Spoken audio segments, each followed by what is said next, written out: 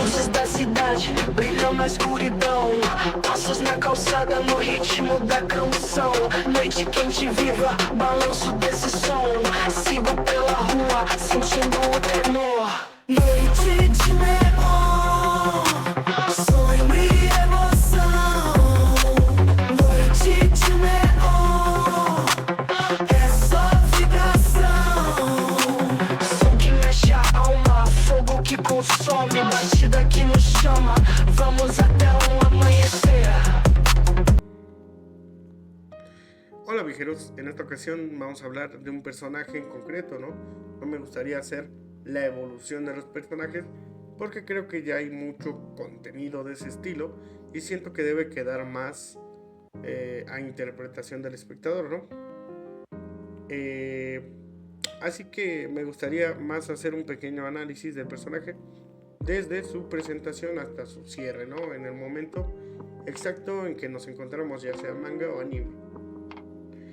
En este caso, y para abrir, uno de los protagonistas más populares del anime, que más allá de su desarrollo o escritura se convirtió en parte de la cultura popular, ¿no? Principalmente por sus características, un personaje simple, que lo vemos crecer y coherente al menos en la historia principal, ya que la controversia se ha sembrado mayormente en su personaje de Super, ¿no? El gran Son Goku.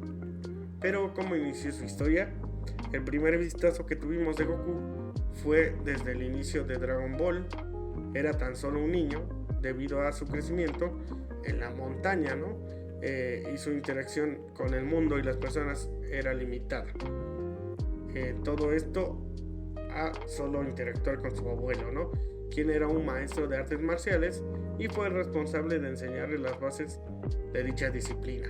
Desde un inicio se puede notar la simplicidad con la cual se creó el personaje, ¿no? Con la intención de verlo crecer en varios aspectos, en fuerza, en conciencia y en personalidad. Durante el primer arco, aunque tiene una participación firme, se centra mucho más en la comedia, al enfrentar un enemigo con un poder bajo, siendo un enemigo más débil y de lejos que nuestro personaje protagonista,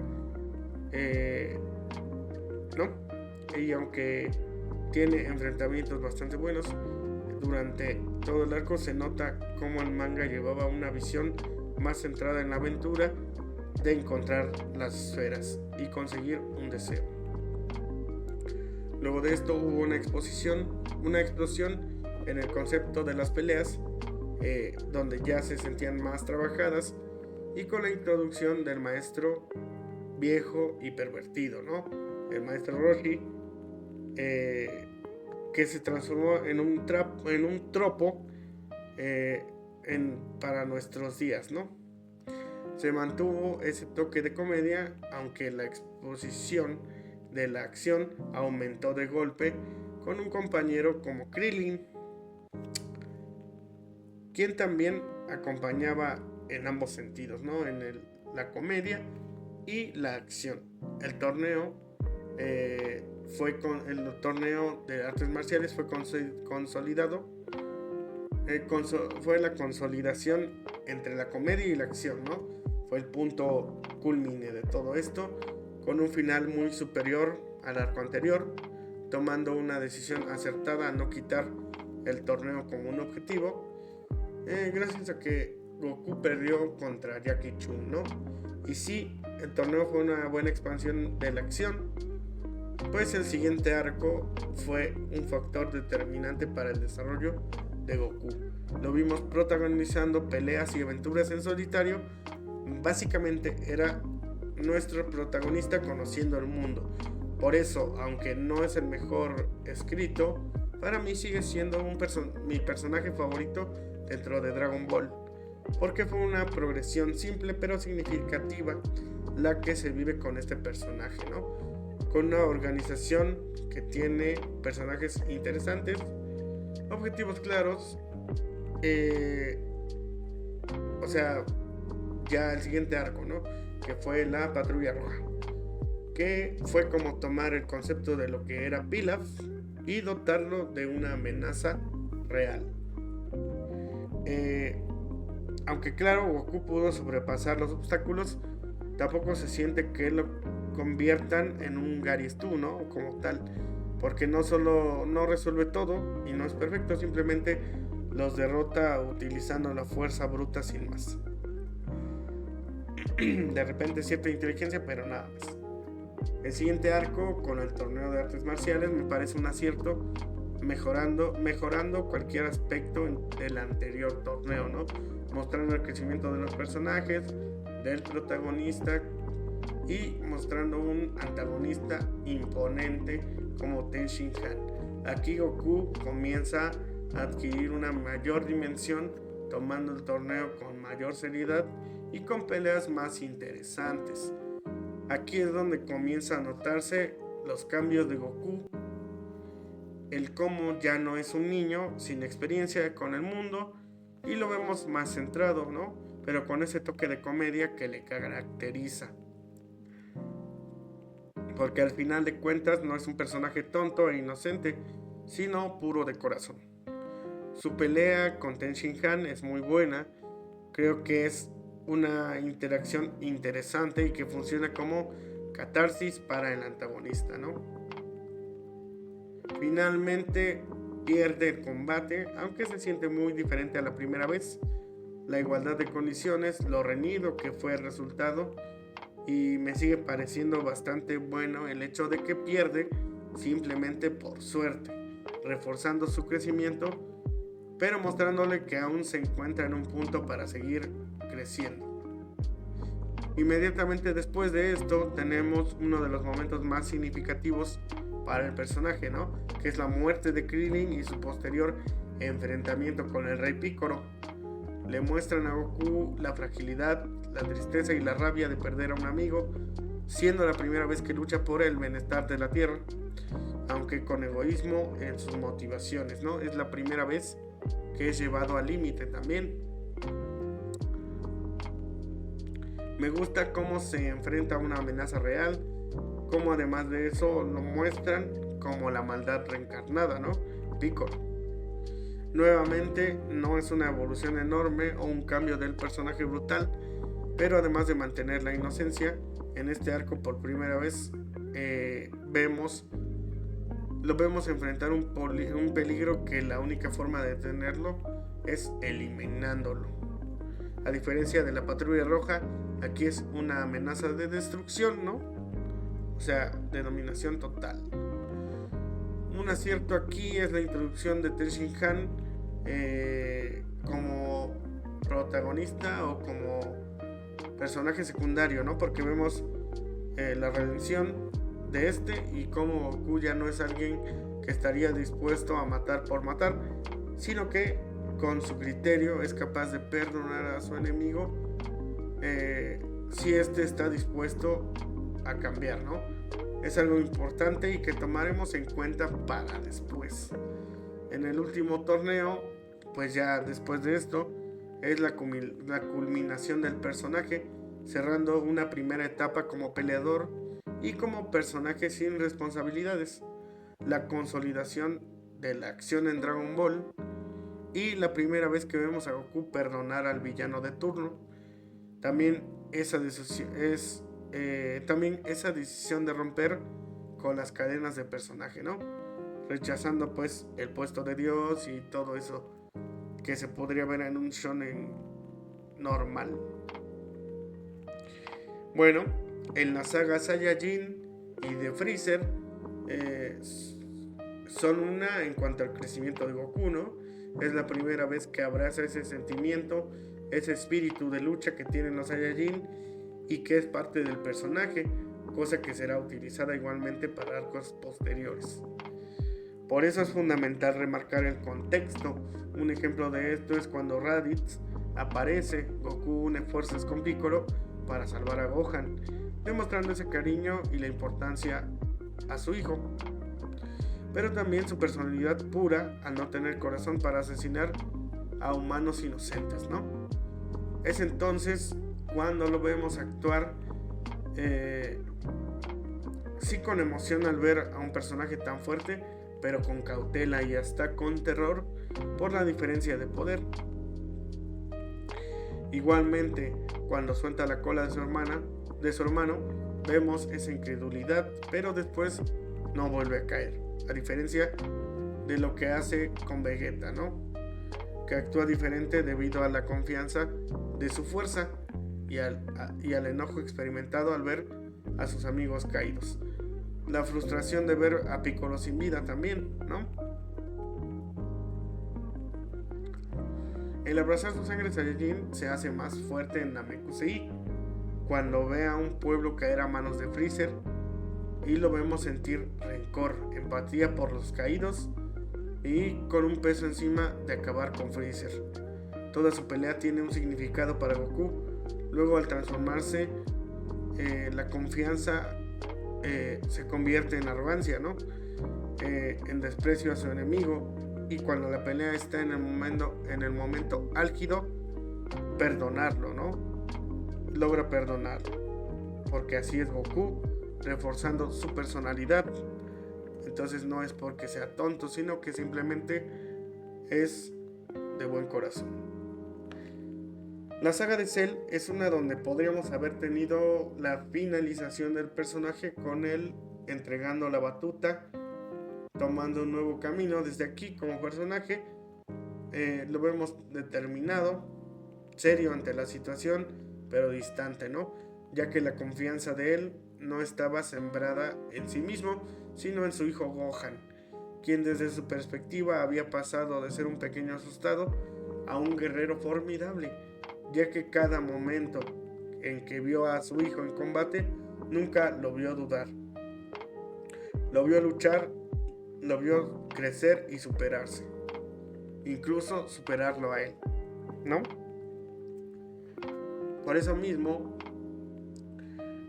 el momento donde Goku le da una semilla a Cell, aunque está mal visto, en realidad todo parte desde la personalidad de Goku, siendo que pensando que su hijo tenía una personalidad similar a la suya, se le haría injusto pelear con Cell cansado o desgastado. Por eso es el accionar de Goku, ¿no? Incluso se nos remarca cuando Piccolo le explica a Goku los verdaderos sentimientos de su hijo, ¿no?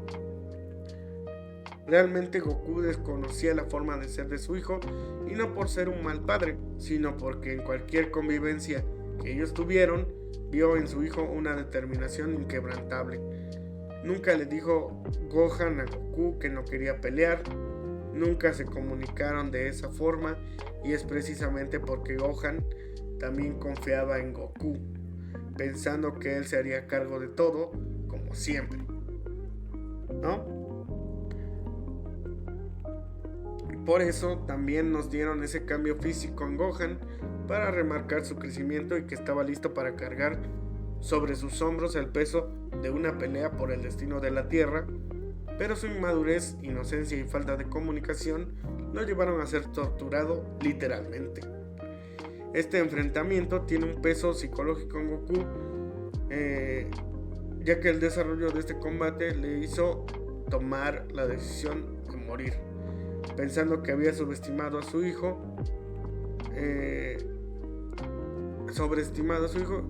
y que había fallado en su pelea con Cell al no detenerlo.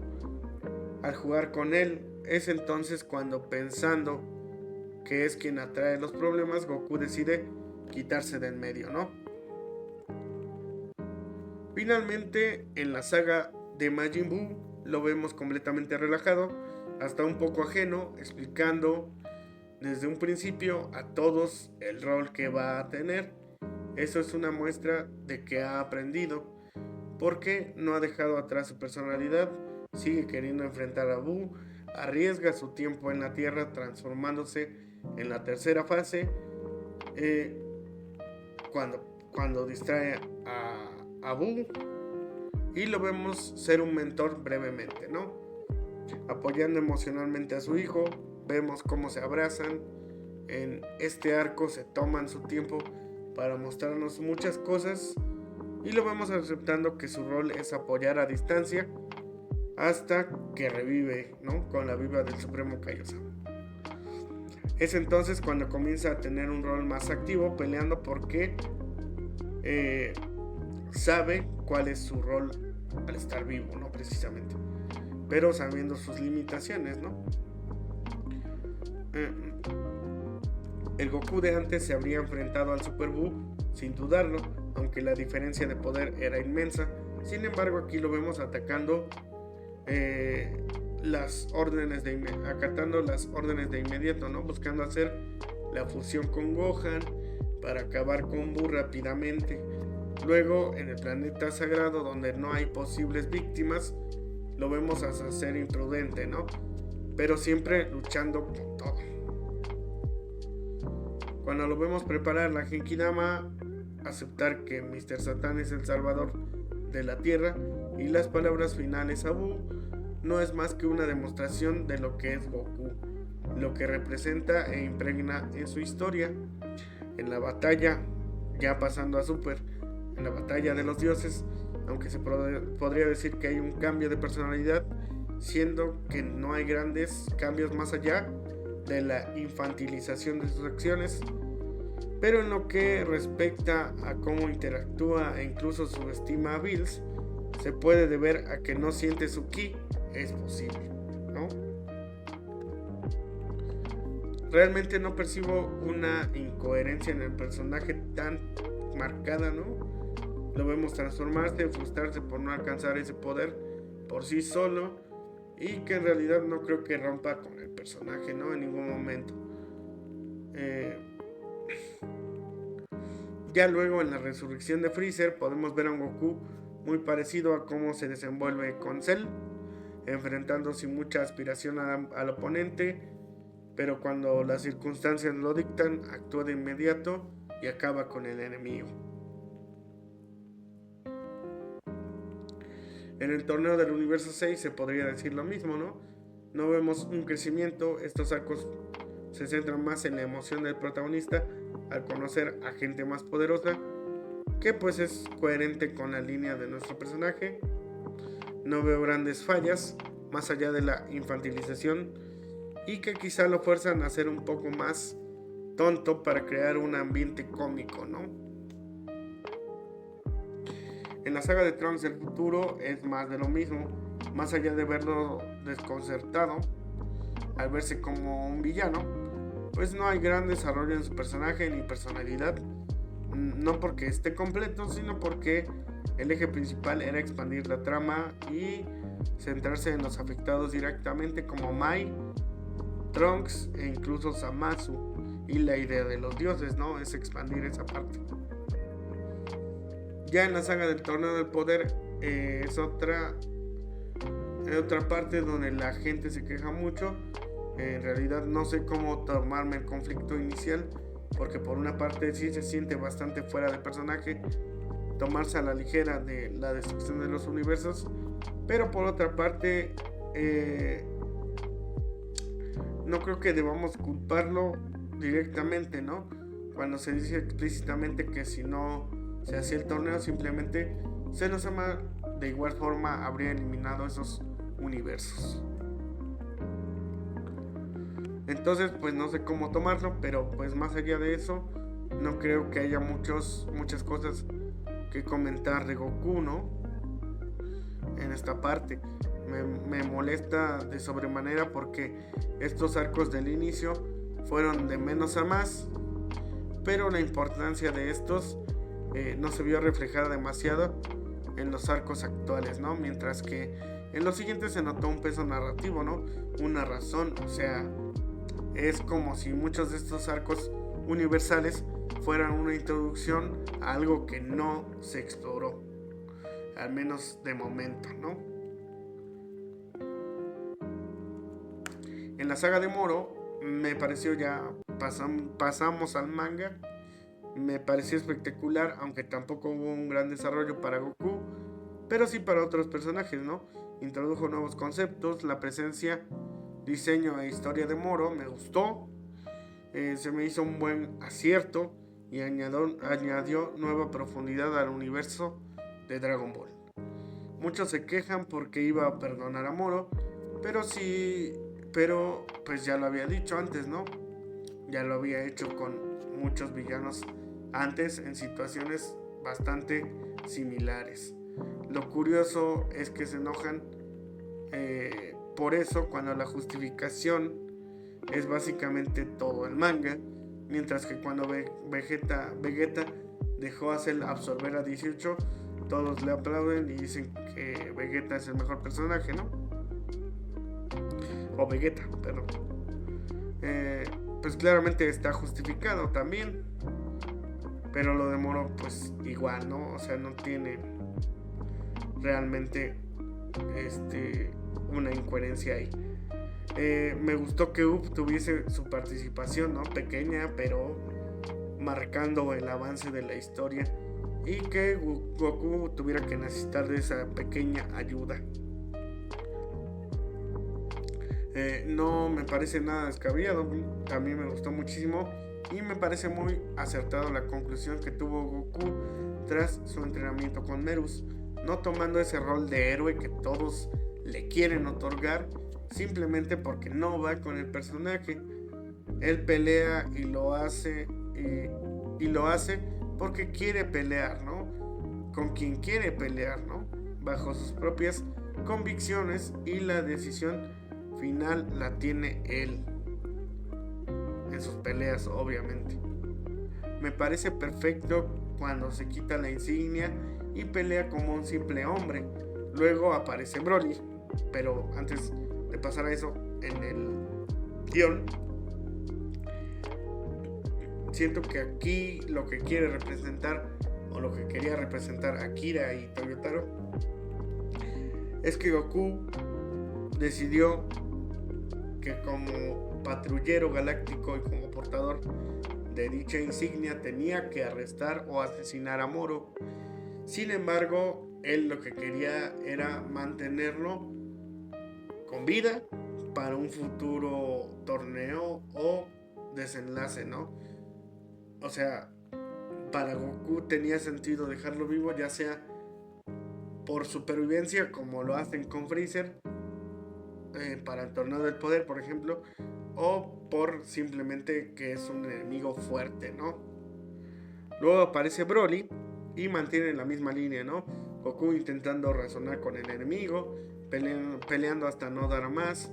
No hubo grandes desarrollos por ningún lado, cerrando con la saga finalmente del sobreviviente Granola, que es perfecta narrativamente hablando en cuanto a lo que es Dragon Ball, ¿no? Todo calza como un anillo a la medida, y aunque el punto más débil es el villano, pero tampoco es el peor, ¿no? O sea, y yo hablo de Gas, ¿no? El antagonista de esta historia es impresionante, con un diseño diferente, una historia distinta y un manejo con inteligencia y un desarrollo de la trama perfecto, ¿no? Aquí vemos nuevamente Goku dar un pasito en el final de la película de Broly. Lo vemos aceptando su nombre Saiyajin, y precisamente con otro de su raza, ¿no? Que es Broly. Es como si para Goku los humanos lo llamasen Son Goku y los Saiyajin Kakaroto, ¿no? Es un bonito gesto para reconocer a su raza como un apodo de cariño. Mientras que en la saga de Granola lo vemos recordando su pasado. Si bien no se explora alguna consecuencia de esto, es un precioso panel para los fans, ¿no? Siento que no se podía pedir más. Incluso lo vemos con el uniforme típico del ejército de Freezer, pero en un gesto de coherencia, tanto Goku como Vegeta rechazan dicha vestimenta porque ambos han abrazado un nuevo ser. Goku ya no es el humano que perdió sus recuerdos, pero tampoco es el niño asustado que se despidió de sus padres. Ahora es una combinación. Esto se ve reflejado también en el entendimiento que tiene con su doctrina, ¿no? Y cómo alcanzar un balance en ese poder, explorando finalmente lo mejor del ultra instinto, dejándolo sentir y reaccionar al mismo tiempo, ¿no? Ya pasando a Super Hero, que fue el final, lo último que hemos visto, hicieron que Goku dijera que meditar no es entrenar, y en muchos momentos de Super en general lo hicieron que el balance que había obtenido Goku, pues en cierto modo se viera afectado, ¿no? Siendo que era prácticamente un maestro de las artes marciales, no siendo solamente una doctrina violenta, sino una filosofía completa, ¿no? Donde hay un balance espiritual, corporal y mental. No entiendo bien por qué lo hicieron así. Se podría argumentar que era por falta de entendimiento, porque quizá Vegeta no estaba practicando así, ¿no? Sino más bien vaciando su mente. O sea, no estaba entrenando su psiquis como lo hace Piccolo o como lo ha hecho Goku, sino que más bien estaba dejando sus emociones fuera del cuerpo y de la mente, más allá de canalizar su energía, ¿no?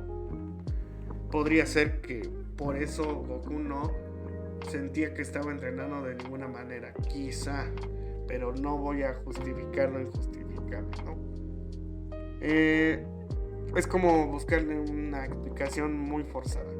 Pero bueno, tampoco es que se haya destruido al personaje, pero sin duda tiene diversos fallos pequeños que son notorios para los más críticos.